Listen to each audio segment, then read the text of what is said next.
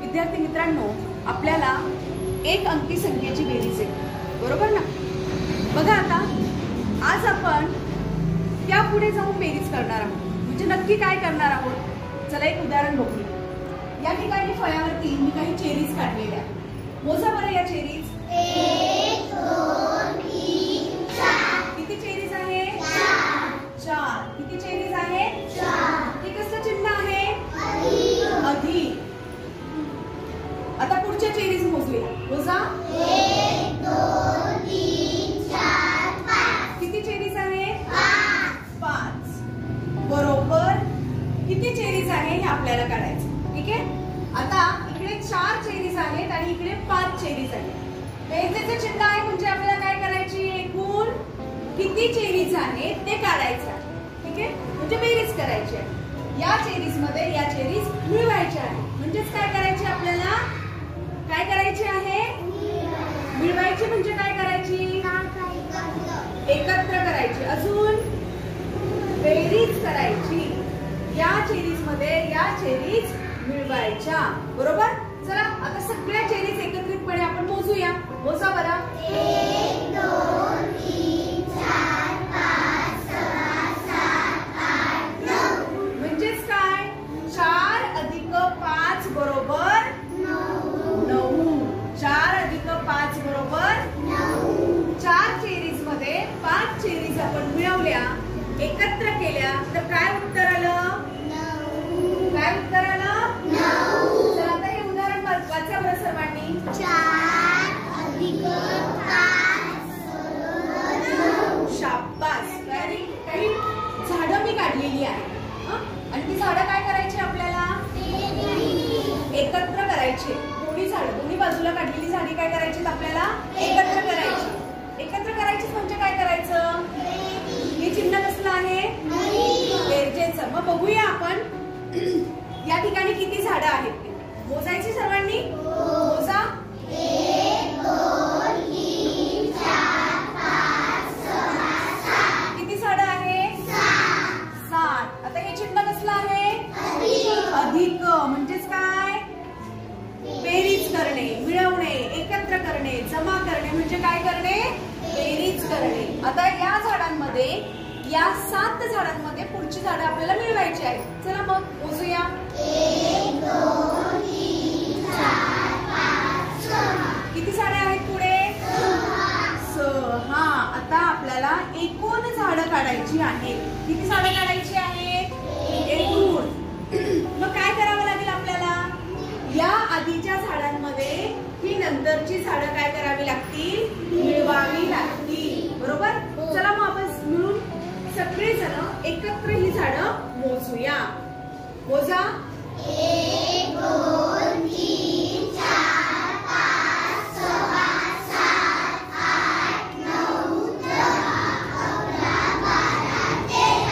काय उत्तर आलं? 13. या आधी आपण बेरीज केली तर त्यावेळी त्या बेरजेचं उत्तर एक अंकी संख्या आलं.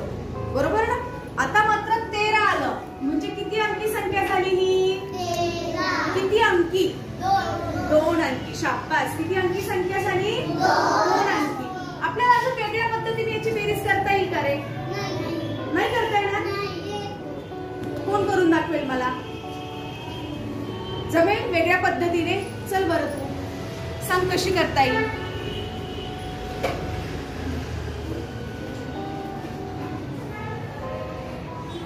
पाच का घेतलेस? जर इथे 7 झाडं आहेत तर तिथे 5 का घेतलेस? आपल्याला ह्याच झाडांचा वापर करून बेरीज करायची. कसं करणार?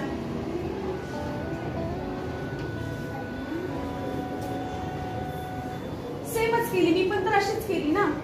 वेगळं काय केलंस तू? काही वेगळं करणार आहेस? नाही. पुढे 13च लिहिणार आहेस ना? बस मी सांगते. Very good. तिने छान प्रयत्न केलाय. आता आपण काय केलं माहितीये का? ही झाडं आधी मोजली होती. तिथे 7 लिहिलेले होते. नंतर ही झाडं मोजली, बेरजेचे चिन्ह देऊन त्या पुढे 6 लिहिले आणि मग या दोघांची बेरीज करताना आपण इथून झाडं मोजली सगळी इथपर्यंत.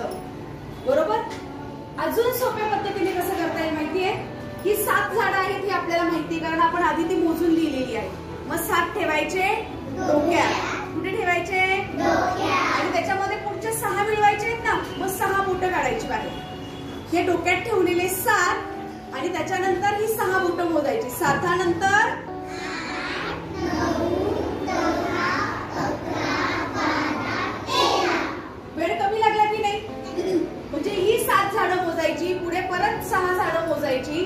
त्यापेक्षा आपण झाडं मोजलेली आहेत आधीच या बाजूची, ते 7 डोक्यात ठेवले, पुढचे 6 जी छोटी संख्या आहे ती बोटांवर दाखवली, मोठी संख्या डोक्यात ठेवली आणि मग त्याच्या पुढे संख्या मोजायला सुरुवात केली. उत्तर लवकर मिळालं की नाही? अशा प्रकारे आपल्याला 20 पर्यंतची बेरीज करायची आहे. ठीक आहे, देऊया सोडवायला वेगवेगळी उदाहरणं. चला घ्या,